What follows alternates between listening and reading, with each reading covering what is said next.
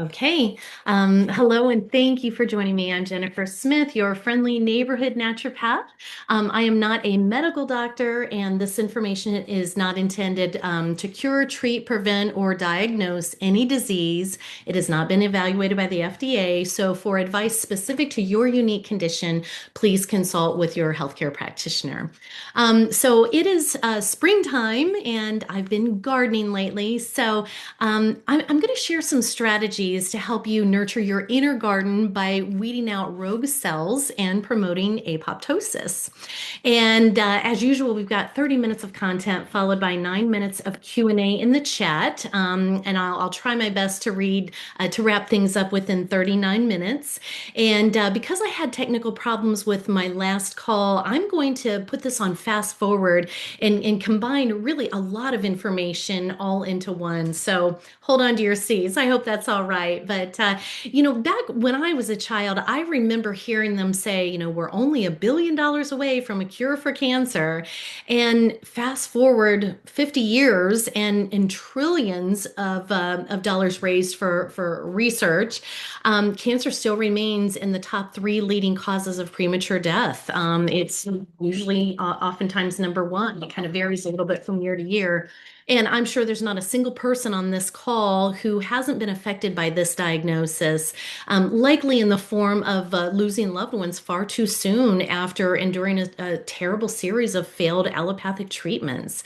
So I know I sure have. And the mainstream medical establishment really approaches cancer from a genetic standpoint, and but yet their own research that you can find on PubMed, the National Institute of Health, you'll find on there that only like 5 to 10% of cancer is genetic. And even then, we still have the ability to turn on the good genes and turn off the bad ones. So with that being said, I'm just rather than you getting in the position of being pressured into taking those toxic treatments, just know that your body was designed to thrive, and there's so many ways to proactively avoid this dreaded diagnosis in the first place. So that is my goal for tonight, is just to give you some helpful pointers and just to avoid that. But our cells are constantly turning over, and they're constantly recycling dysfunctional cells through a continuous cleanup process called autophagy. And autophagy, if you think about it, it directly translates to a self-eating, so autophagy. And this catabolic mechanism is really the body's way of taking out the trash in order to help the healthier cells to survive. And it's really not much different than weeding your garden so that your plants can survive. It's, think of it kind of the same way. And while autophagy is based on cellular cleanup and survival, apoptosis is programmed cell death. So apoptosis occurs when your cells are too damaged to survive, and in that case, you want those rogue cells to die off. And by the way, I have yet to meet a cancer patient whose oncologist has taught them the meaning of the words apoptosis and autophagy. Like I've asked many, and nobody ever seems to know what that means. So you would think that their doctor would kind of help teach that. And anyway, but as I always say, most health conditions boil down to two things: toxicity and deficiency. And it's certainly true when you're dealing with this particular health condition. So, you know what I'm going to do? I want to list some of those toxicities and deficiencies first, so that you can maybe address them in your own life and feel confident in your cellular health.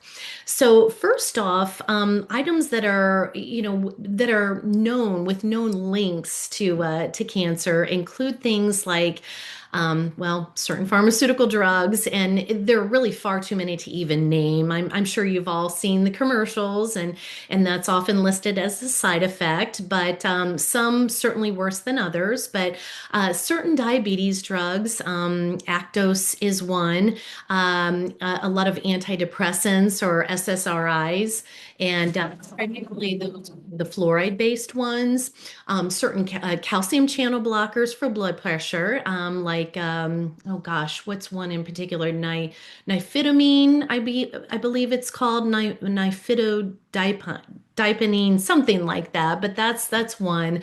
Certain IBS drugs, and then also, ironically, chemo and radiation. I mean, that's really the number one side effect of chemo and radiation is that it causes cancers in other parts of the body. And then, cancer drugs like tamoxifen. So they're just kind of notorious for that. Also, certain vaccines and COVID shots. You started to hear the term turbo cancer, but even going back many years, polio shots. I know back in like I think the 40s and 50s, it became widely known that the polio shots were causing cancer because they had included SV40 in them. It's simian virus 40. It's a diseased monkey virus, and they put that in other vaccines too. As a matter of fact, they use SV40 to actually cause tumors in an effort to find ways to resolve them. So why they would put it in vaccines is beyond me. But anyway, and then also the GLP-1s that so many people are using. I'm sure you've probably heard that, for example, thyroid cancer is attributed to like Ozempic. So just some things to think about there. Lack of sleep. I talked a few weeks ago on the mitochondrial health talk about mitogenesis that occurs when we're sleeping. So that's really when your cells turn over, that cellular cleanup, healing, repair, regeneration. So if you're not sleeping, that is not occurring. So sleep is very, very important. The standard American diet is another one. And, ironically, SAD, standard American diet, unfortunately, it's full of known carcinogens. As a matter of fact, half of, well, I don't know if it's half, but much of what Americans eat, clean our homes with, apply to our skin, has been banned in other countries. Most other countries do not allow for GMOs or glyphosate, which is the active ingredient in Roundup. And then we also have things like artificial dyes that are known carcinogens, and a lot of carcinogenic, preservatives and things like that. So just always trying to, eat as clean of a diet as possible is key. You'll never go wrong there. And then, again, toxicity and deficiency. There are definitely some nutrient deficiencies that are directly linked to cancer. And, probably the biggest one is vitamin D. That is numero uno. That's a big one. And, another thing to know is that cancer cells can actually block vitamin D receptors. They're actually pretty smart or pretty devious. And so keeping vitamin D levels, optimal vitamin D levels that's pretty important.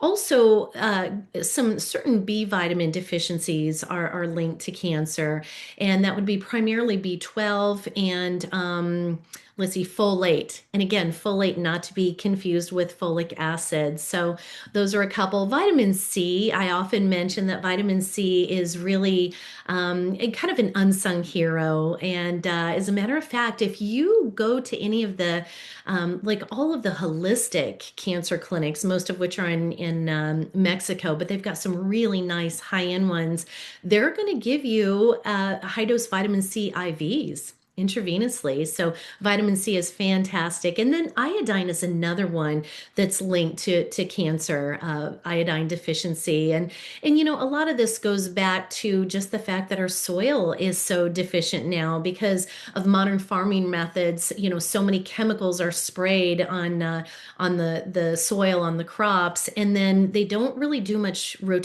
crop rotation anymore. It's all what you consider to be monoculture. And so unfortunately that results in nutrient deficient food, and then we get a lot of these nutrient deficiencies. So those are some main ones. Environmental and household toxins. And, there was recently a study done where they tested 400 people just for a wide range of different toxins, and 100% and it was all Americans, it was done on Americans, but 100% of the participants in that study had an average of 97 chemicals in their body. So that's pretty shocking. But pesticides, herbicides, we're surrounded a lot of fertilizers. I always bring up Roundup, glyphosate. That is a big one that's directly tied to cancer. And then also things that we use every day and sometimes don't even give it a second thought, like synthetic scents and certain toxic clean supplies. And those synthetic scents are in pretty much everything. They're in, perfume and hairspray and antiperspirant, deodorant, all of those things, unless you're getting the natural versions of them, which there are natural versions of all of them. So that's the good news.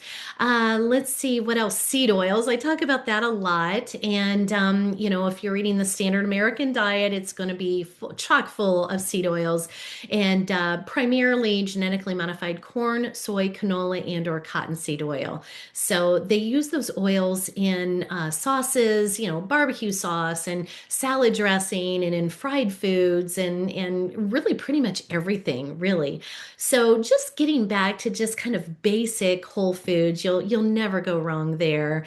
Let's see, sedentary lifestyle. You've probably all heard that Otto Warburg, and I don't remember what year this was, but many years ago he won a Nobel Prize, and that was back when the Nobel Prize was more legit, let's say. But he won a Nobel Prize proving that cancer cannot live in an oxygen-rich environment. So a sedentary lifestyle that is going to be a low oxygen environment. And I'll elaborate that a little bit more in a bit.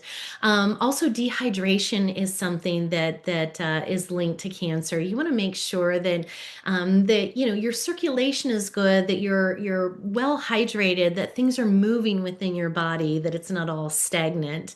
Let's see what else. Parasites. People don't like to think that they have parasites in them, but I'm here to tell you we all do. Some more than others, but parasites are directly linked to cancer. And some do kind of serve a purpose in a weird sort of way, but you don't want your body to be overrun with parasites. That's Cancer 101 again.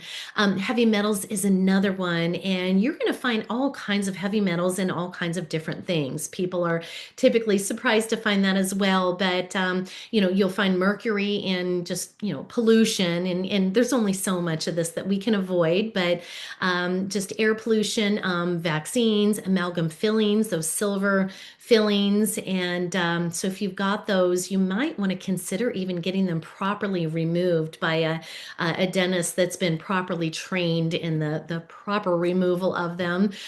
You'll find aluminum in things like antiperspirant, vaccines, antacids, pots and pans, beverage cans, what they spray in the sky. Again, there's only so much we can avoid.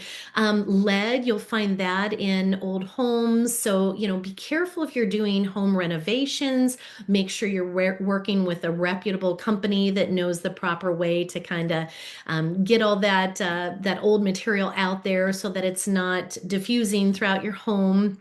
Old paint and things like that, contaminated soil. You'll find, a lot of soils contaminated with lead.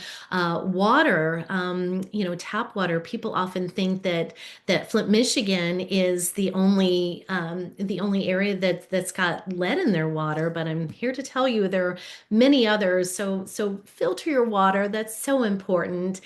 You'll also find lead in a lot of cheap imported items like cheap ceramics and cheap jewelry and all kinds of things like from China. So quality is key in most things, for sure.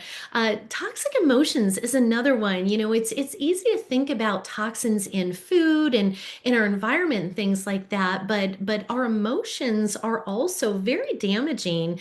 If you're a negative Nelly, if you're holding grudges, if you've got bitterness in you, that can certainly kind of just pollute your terrain. And as a matter of fact, that's almost a foreign concept in America, but there are a lot of like TCM, traditional Chinese medicine, Indian Ayurvedic medicine, German new medicine. They're all about emotions. That is a big component to their form of medicine. So I think it's high time for America to realize that plays a role for sure in our health. EMFs is another. I often talk about that a lot. Our cell phones and laptops and smart appliances, Wi-Fi, 5G, 6G. They're unrolling that now. So do what you can to kind of mitigate that. Keep your turn your Wi-Fi off when you go to bed at night. Keep your cell phone away from your bed, away from your body as much as possible. Certainly don't sleep with it next to your body.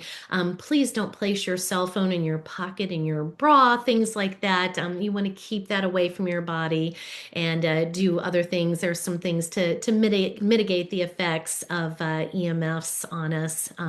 In fact, your laptop, the worst place to place your laptop is in your lap, unless you've got some kind of protective barrier between your lap and your laptop. Alcohol is another one, and sugar, which alcohol kind of converts to sugar, but cancer kind of feeds on that.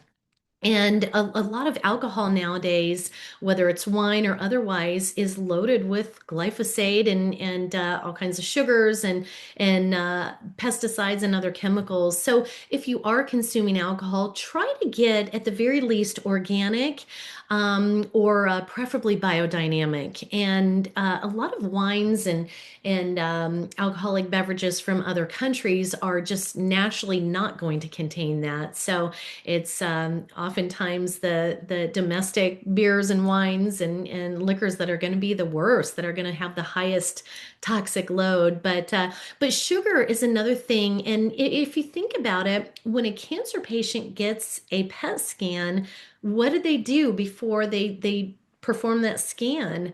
Well, they inject them with sugar, with like radioactive, I think it's glucose, and that's what lights up and lets them know where the cancer is in the body, because that's what it's feeding off of. So, just some things to think about, trying to keep sugar levels to a minimum, and certainly, natural sugars are going to be much better, like honey and coconut sugar, things like that are going to be much better.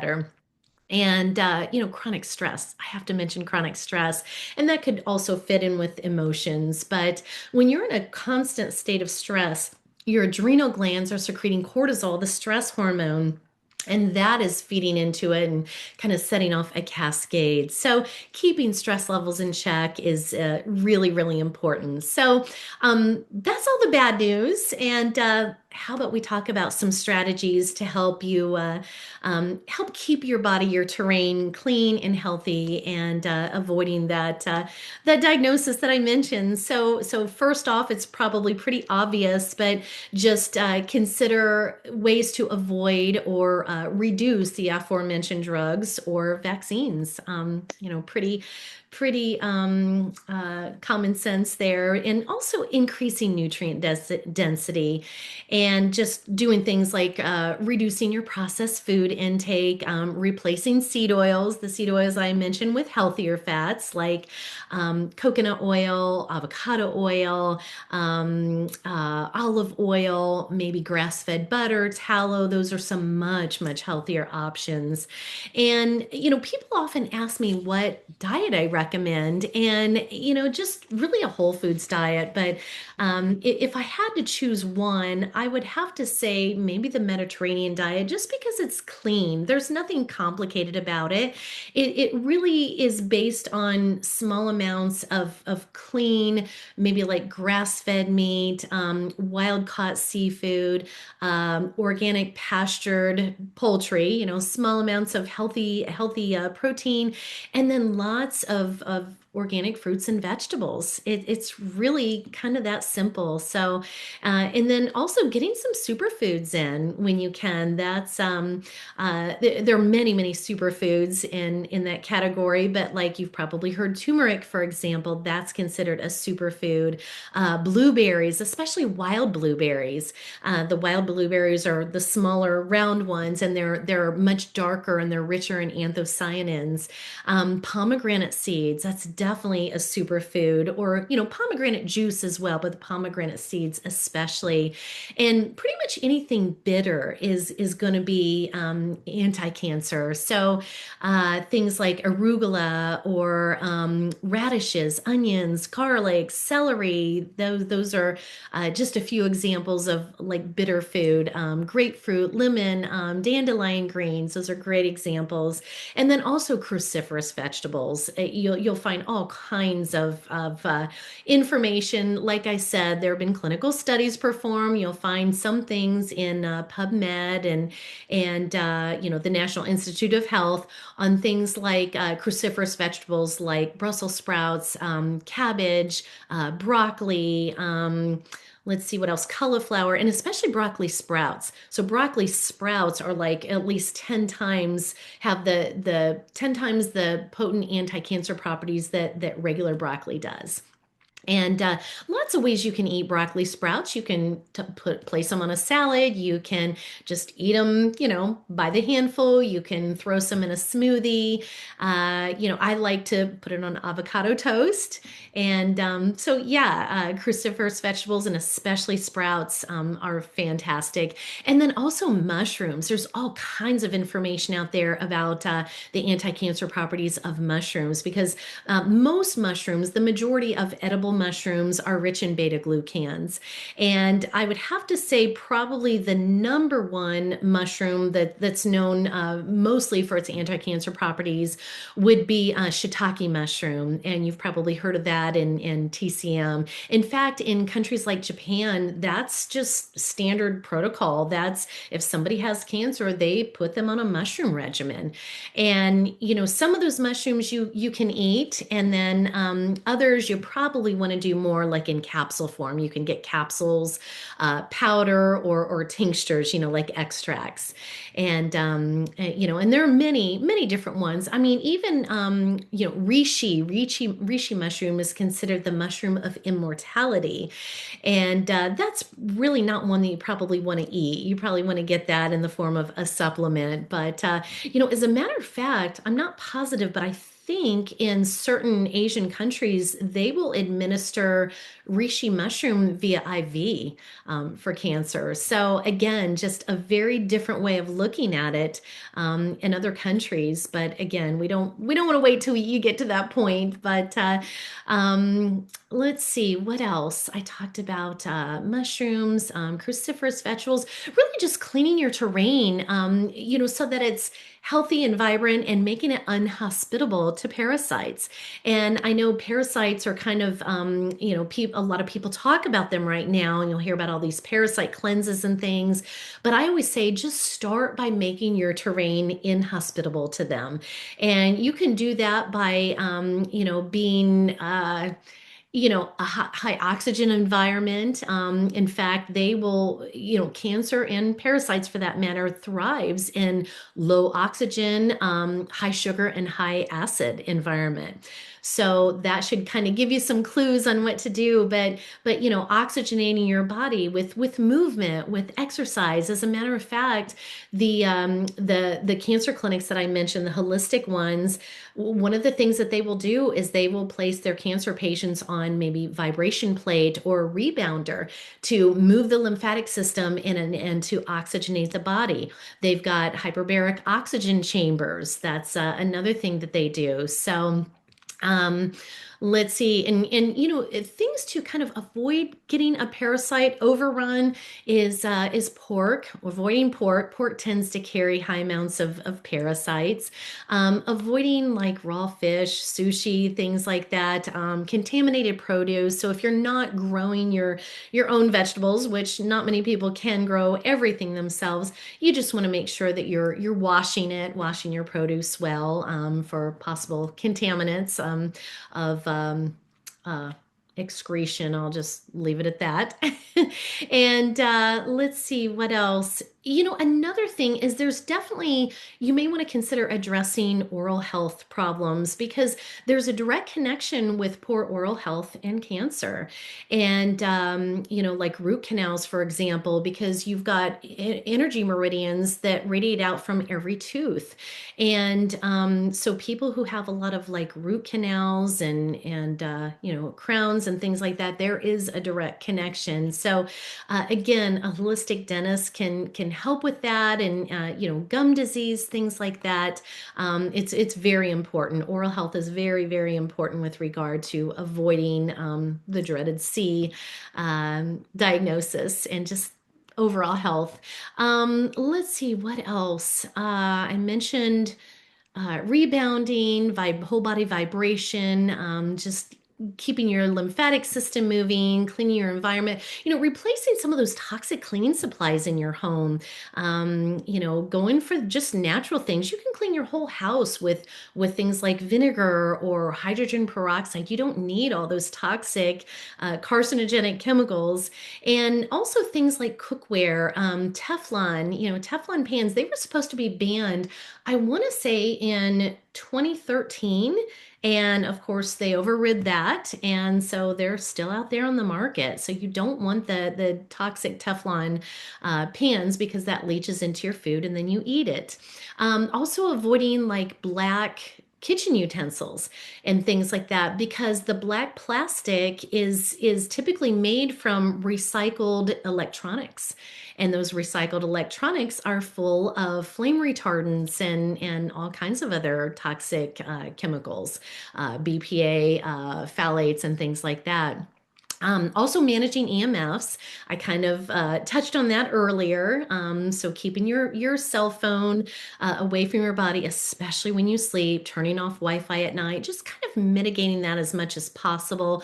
I know I have a shungite placed throughout our home, which is I'm not sure if it's a rock or a mineral. It's comes from the Shungai region of Russia, and that is known to help mitigate EMFs and reduce the impact of them. And there are many other things you can do. Optimizing your sleep, I talk about that a lot. Managing stress, and then also fasting. Fasting is so healthy for the body. Fasting is a great way to induce autophagy, what I mentioned earlier, because a lot of this boils down to autophagy and apoptosis. And even just a 24-hour fast where you're consuming nothing but water, that can put you into autophagy. It doesn't have to necessarily be a 5-day fast or a 7-day fast or anything like that. In fact, it's biblical.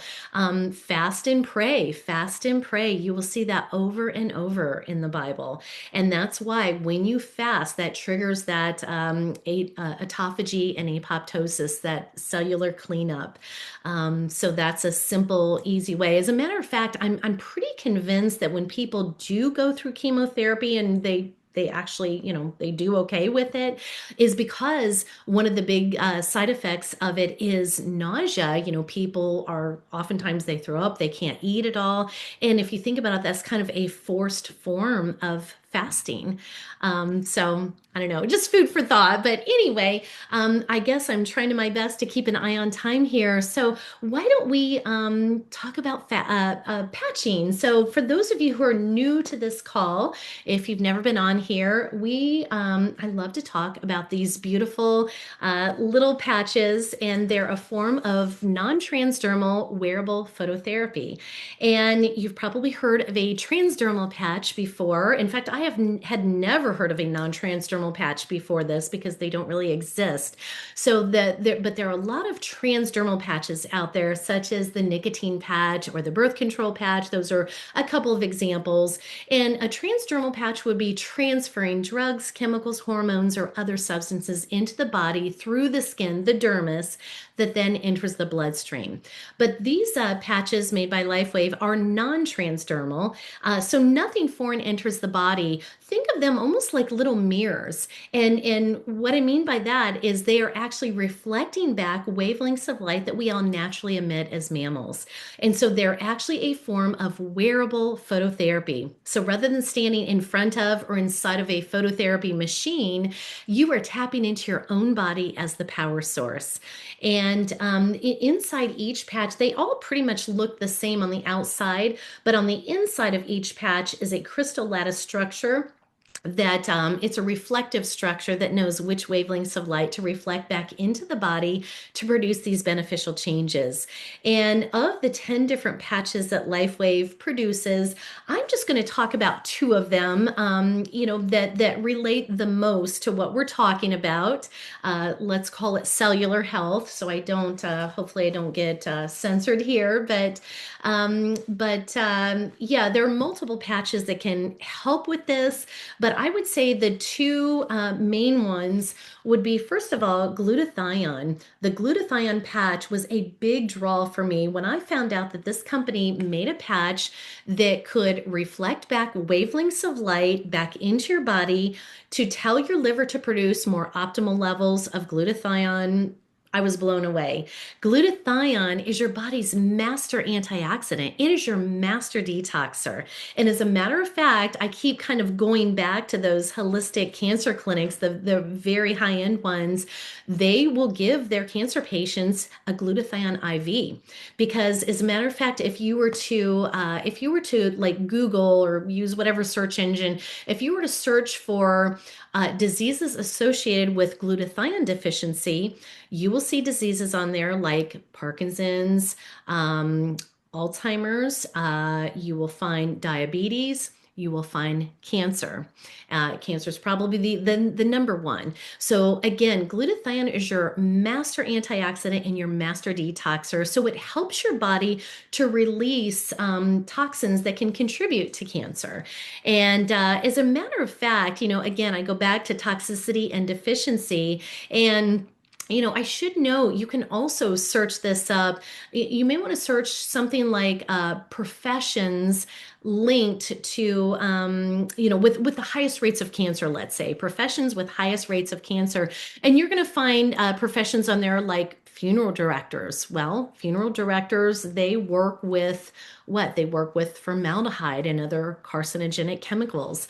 Firefighters, that's another big one. Firefighters, when something goes up in smoke, they're releasing all kinds of chemicals like formaldehyde, like flame retardants, like BPA, you name it. So they have a higher rate of cancer. Miners, because of the extraction equipment and chemicals and things used to extract whatever it is that they're mining, they have higher rates of cancer. Hairstylists, especially hairstylists that don't use gloves, because they're using all kinds of chemicals that are seeping into their skin, your largest organ that goes into the bloodstream. Landscapers is another because, and farmers, because again, they're using a lot of like pesticides and herbicides like Roundup, like glyphosate. And so one thing that glutathione does is it helps your body to release those harmful toxins, those harmful carcinogenic chemicals. It can also help you to release things like mercury and lead, glyphosate, herbicides, all kinds of things like that. So yeah, this patch though is no joke. This is a pretty serious patch.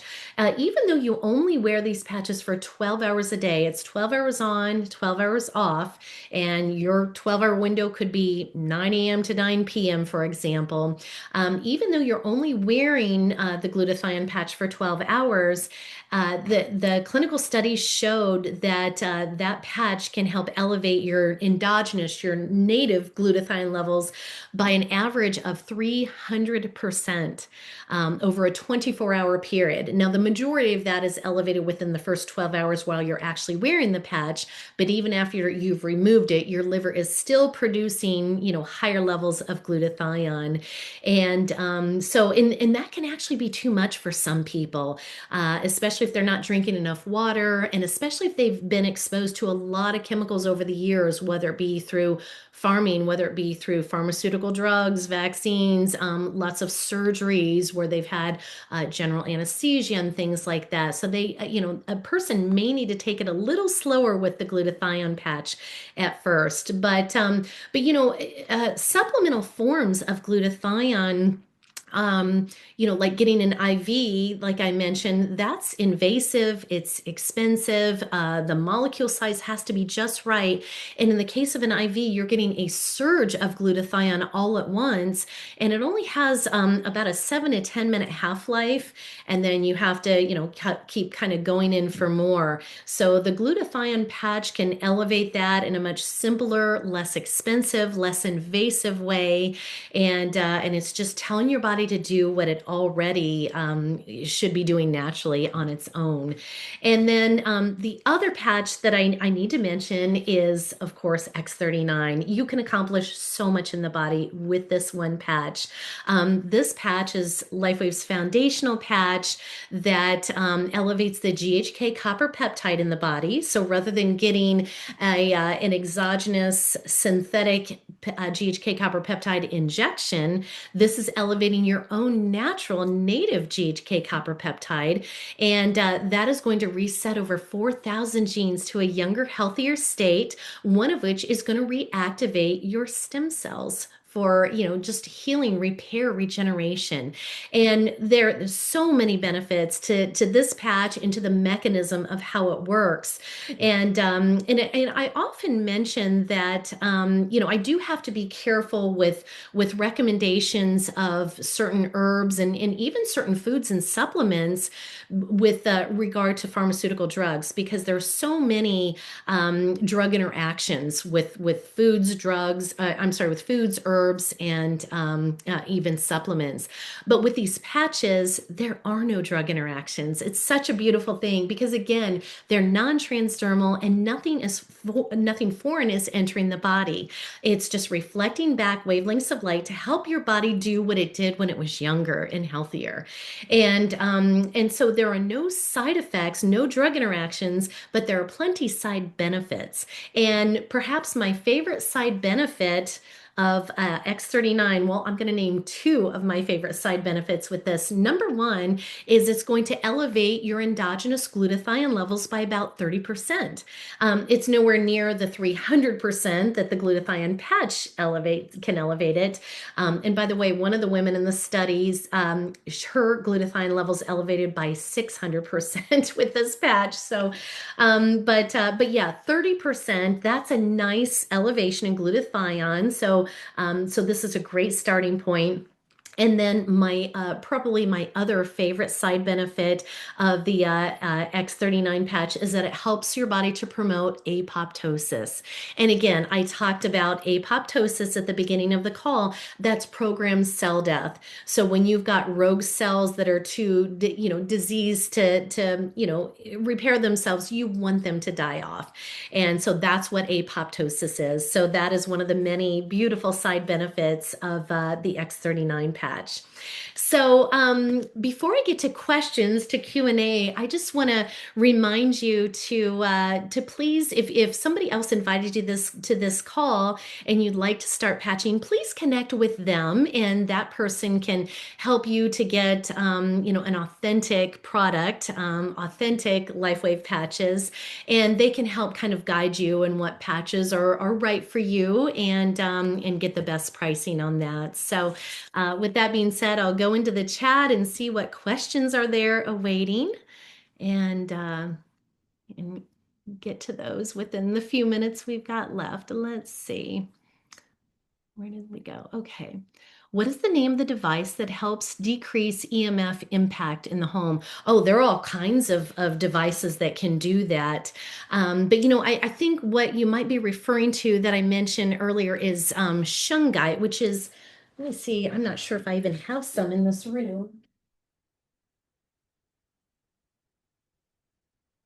I don't think I do, but I need to put some in here because it's right next to my Wi-Fi router.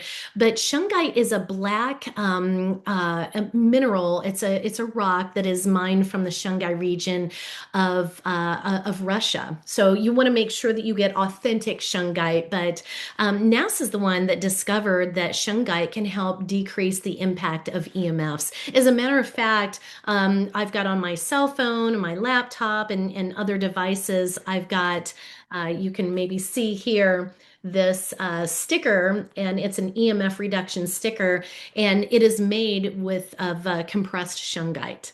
So I think that's what you might be referring to.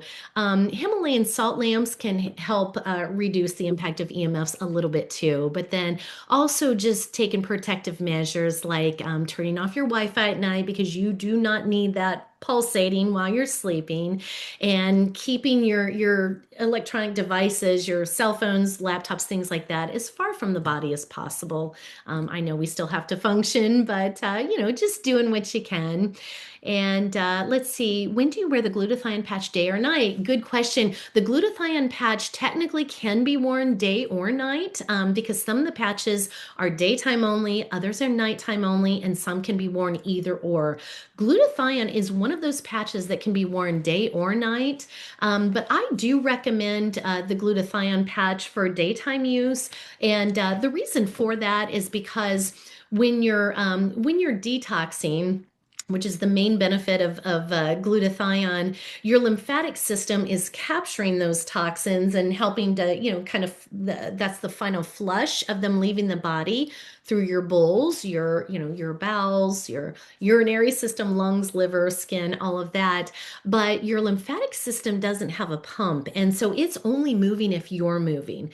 And so when you're sleeping, you're not moving. I mean, you may toss and turn a little bit, hopefully not too much, but yeah, when you're moving your body is when, your lymphatic system is moving. And so for that reason, I do recommend wearing the glutathione patch during the daytime because the majority of the elevation of your endogenous glutathione will occur during those 12 hours of daytime use. But some people do wear it at night. That's fine. It's not the end of the world. I personally wear the glutathione patch Monday, Wednesday, Friday. But if I had a certain diagnosis, I would every day. I would wear it every day, hands down, no doubt. What symptoms might you notice if you're treating to EMF in the environment? If you're maybe sensitive to EMFs, that might be I think what you're asking. And, some people have sensitivity to EMFs in the form of like headaches.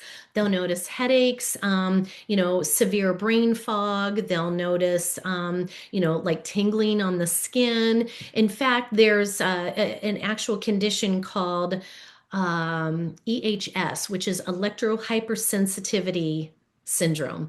And so those people just cannot be around EMFs. And as a matter of fact, there is a town in West Virginia. It's like Greenville, Green something. I can't remember the name of the town. And people have moved there from all around the world with that syndrome, with EHS, electrohypersensitivity, because that town, there's a massive satellite dish there that I guess the military or somebody, some government agency uses, and they don't allow cell phones, laptops, Wi-Fi, 5G, nothing like that because it interferes with this.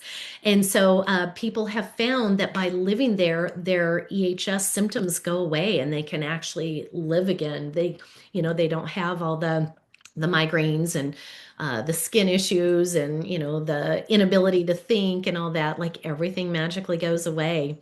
So, but again, the symptoms can be a little bit different from for everyone. Let's see, any other questions here in the chat? Nothing else. Okay.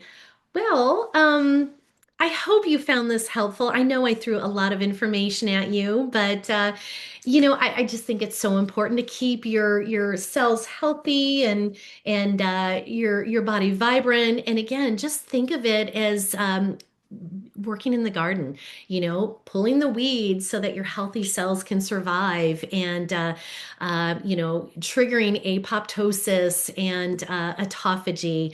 And, think of it as toxicity and deficiency. So addressing the toxicities and addressing the deficiencies. And that way you'll have a clean, vibrant body and you won't have to worry about that. Oh, somebody typed in here. Somebody said it's Green Bank, West Virginia, National Radio Quiet Zone. Thank you for adding that in there. I appreciate that. Green Bank, West Virginia. Anyway, all right. Well, thank you all so very much. I appreciate you joining me here. And I guess we'll be back next Wednesday for another Wellness Wednesday call, and always at live at 5 Eastern. So you all have a wonderful evening, and we'll see you next time. Thanks so much. Take care. Bye-bye.